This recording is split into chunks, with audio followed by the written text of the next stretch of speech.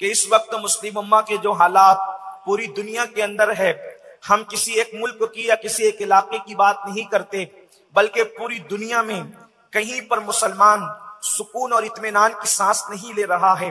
ظالم حکمرانوں کی حکمرانی نے اس کو اپنے شکنجے میں جکڑ لیا ہے۔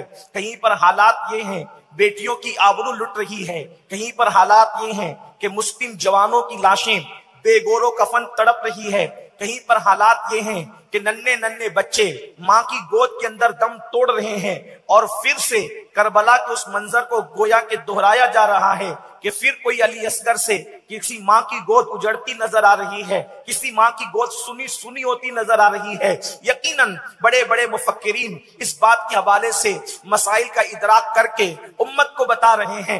پوری دنیا مرثیہ خواہ ہے کہ مسلمان مسائل کا شکار ہے، مسلمان مسائل کا شکار ہے، مسلمان مسائل کا شکار ہے، لیکن میں ایک بات اپنے جوانوں سے کہنا چاہتا ہوں، میرے پیارے آقا صلی اللہ علیہ وآلہ وسلم کے پیارے دیوانوں، آپ مجھے یہ بتائیں کہ ہم نے یہ واقعات سن رکھے ہیں، ہم نے یہ واقعات سن رکھے ہیں کہ جب بھی مسلمان پر برا وقت آتا ہے تو آسمان سے مدد کے قافلے اترتے ہیں، کبھی جبریل ہزاروں ملائکہ کو اپنے ساتھ لے کر کے زمین پر آتے ہیں اور پھر مدد کیا کرتے ہیں۔ یہ کوئی کہانی قصہ نہیں، بلکہ یہ صحاح کی روایتوں میں موجود ہے کہ جب بھی اللہ اکبر صدیق اکبر سمیت اصحاب جب بدر میں بے سر و پان جب بدر میں بے سر و سامان نظر آئے تو اس وقت ملائکہ جو ہے گویا کہ اپنی تسبیح گاہوں کو چھوڑ کر کے ملائکہ میدان کے اندر آ کر کے مسلمانوں کے ساتھ ان کی امداد کے لیے باضابطہ طور پر تلوار تھامتے ہوئے نظر آئے۔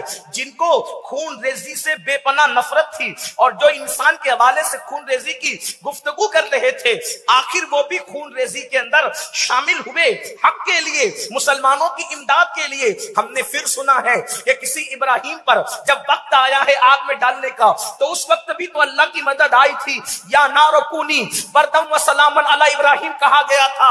جب کسی یعقوب کے جسم میں آبلے پڑ کر جسم سے پانی بہا تھا، سب نے ساتھ چھوڑ دیا تھا، تو اس وقت اللہ کی مدد آئی تھی، اور کسی کی ٹھوکر کے پانی ہی نے بلکہ کسی کیا انہی کے ٹھوکر کے پانی نے ان کے لیے ذریعہ شفا ثابت ہوا تھا، اور وہ پانی پی کر نہا کر آپ شفا یاب ہوئے تھے۔ پہلے سے زیادہ حسن ملا تھا، پہلے سے زیادہ جمال ملا تھا۔ ہم نے یہ بھی تو سنا ہے کہ مصر کے قید خانے سے کسی یوسف کو نکال کر کے جو ہے وہ اللہ اکبر مصر کا تخت عطا کیا جاتا ہے، مصر کا تاج عطا کیا جاتا ہے۔ یہ غیبی امداد کے واقعات نہ کہانی ہے نہ قصہ ہے، یہ ایسے ناقابل تردید شواہد کے ساتھ حقائق ہیں کہ جب بھی مسلمان چاہے کسی شکل میں پریشان ہوا ہو، آسمان سے مدد نازل ہوئی ہے۔ آج ایسا کیوں نہیں ہوتا؟ جب بھی کسی ماں کی گود کسی بچے سے سونی سونی ہوتی ہے اور اجڑتی ہے تو وہ ماں مثل مریم کی طرح آسمان کی طرف نگاہ اٹھا کر انتظار کرتی ہے کہ اے خالق ارض و سما، تو نے سب کی مدد کی، کیا تو ہماری مدد نہ فرمائے گا؟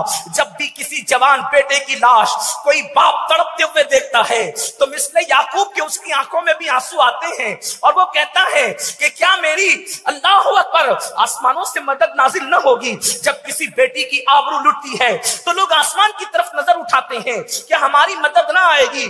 تو پھر آج کے جوانوں کو کبھی کبھی ان کا عقیدہ متزلزل ہوتا نظر آتا ہے کہ دراصل کہیں یہ واقعات معذاللہ گڑے ہوئے تو نہیں، کہیں یہ محض کہانی اور افسانے تو نہیں۔ اس طریقے سے کبھی کبھی یہ خیال بھی آتا ہے، یہ شیطانی وسوسہ بھی آتا ہے، مگر یاد رکھو میرے آقا صلی اللہ علیہ وسلم کے دیوانوں، میرا رب جس نے بدر میں مدد کی، جس نے احد میں مدد کی، جس نے خندق میں مدد کی، جس نے خیبر میں مدد کی، جس نے آگ میں جانے والے ابراہیم کی مدد کی، جس نے بیمار ہونے والے ایوب کی مدد کی، جس نے جناب یوسف کو مصر کے قید خانے سے نکال کر کے مصر کے تخت و تاج عطا فرمائے، اللہ نے ان کی بھی مدد فرمائی۔ یہ سب سچائی ہے، حقیقت ہے، مگر یاد رکھو اللہ کی مدد یوں ہی نہیں آتی، اللہ کی مدد یوں ہی نہیں آتی۔ اللہ کی مدد جو ہے وہ ڈیپینڈ کرتی ہے کچھ شرائط پر، اللہ کی مدد جو ہے ڈیپینڈ کرتی ہے کچھ معاملات پر، کچھ نکات پر، قدرت کی طرف سے اعلان ہوتا ہے اگر تم یہ کرو گے تو ہم تمہاری مدد کریں گے۔ اب اگر اللہ کی مدد چاہتے ہو تو آسمانوں کی طرح طرف حسرت سے نظر اٹھانے کی ضرورت نہیں ہے. قرآن مقدس نے کنڈیشن لگائی, اگر غلبہ چاہتے ہو, اللہ کی مدد چاہتے ہو, اللہ کی نصرت چاہتے ہو, اللہ کی امداد چاہتے ہو, تو قرآن کہتا ہے وَلَا تَهِنُوا وَلَا تَحْزَنُوا, گھبرانے کی ضرورت نہیں ہے, مایوس ہونے کی ضرورت نہیں ہے, غم کرنے کی ضرورت نہیں ہے. اگر تم غلبہ چاہتے ہو خدا کی مدد کے ساتھ, وَأَنْتُمُ الْأَعْلَوْنَ, تم ہی بلند رہو گے, تم ہی غلبہ پاؤ گے.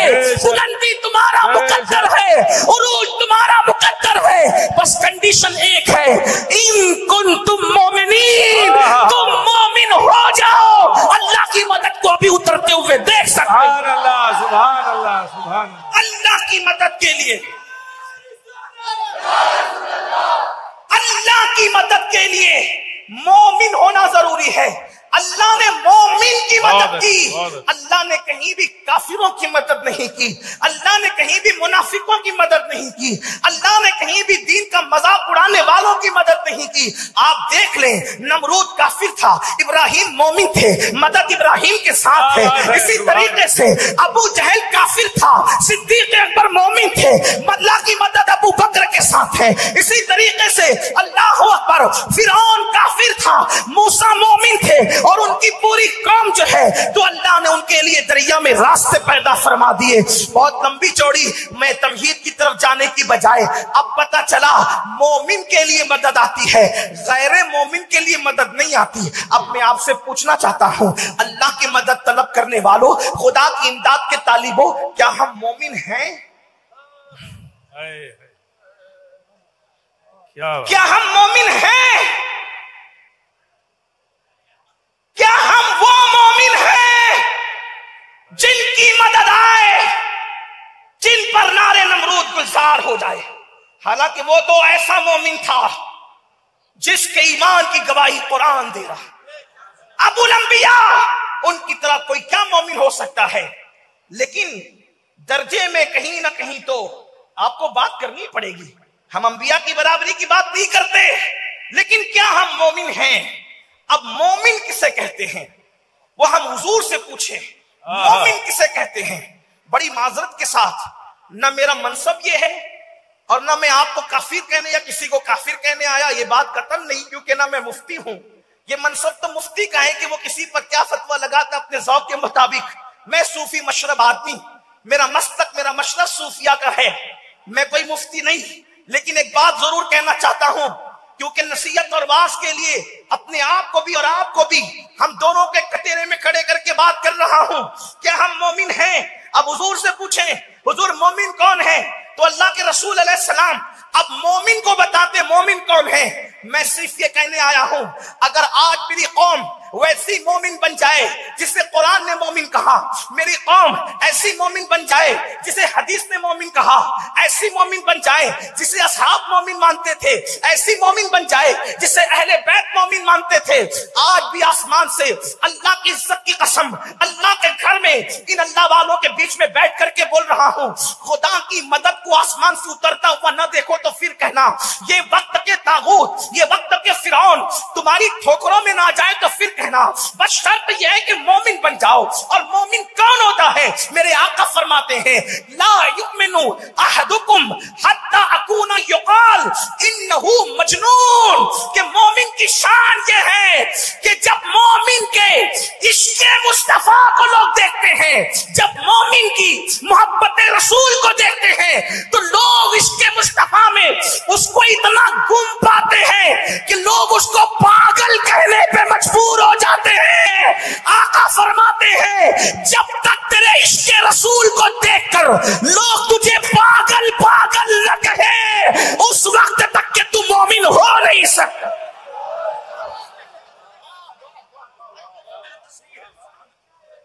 پاگل نہ کہے, پاگل نہ کہے, اس وقت تک تو مومن ہو نہیں سکتا. مطلب کیا؟ اب تھوڑی توجہ کر لیں, یہ بے توجہی بھی کسی فرزانگی کی علامت ہے میرے بھائی, ورنہ بات اتنی قیمتی ہو رہی محبوب کی, جب ان کا ذکر آتا ہے تو فرشتے بھی اٹینشن ہو جاتے ہیں, اور میں ان کا ذکر کر رہا ہوں میرے محبوب کا, اور ہم لوگ توجہ کسی اور طرف کر رہے ہیں۔ میں کہتا ہوں جب یار کا ذکر آئے تو پھر آدمی کی توجہ ملک الموت کی طرف بھی نہیں رہتی، اگر وہ سچا عاشق رسول ہو جائے تو۔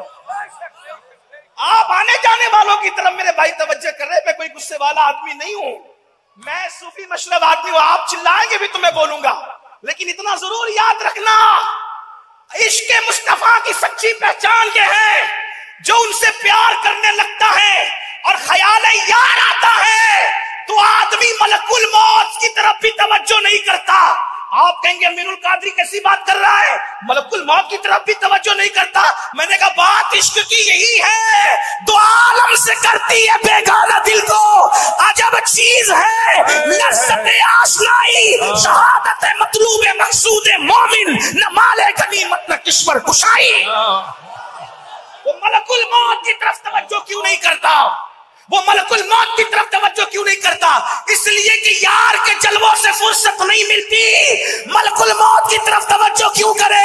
اسی لیے عاشق یار کے جلووں میں گم رہتا ہے، اسے خبر بھی نہیں ہوتی اور اس کی روح نکلتی چلی جاتی۔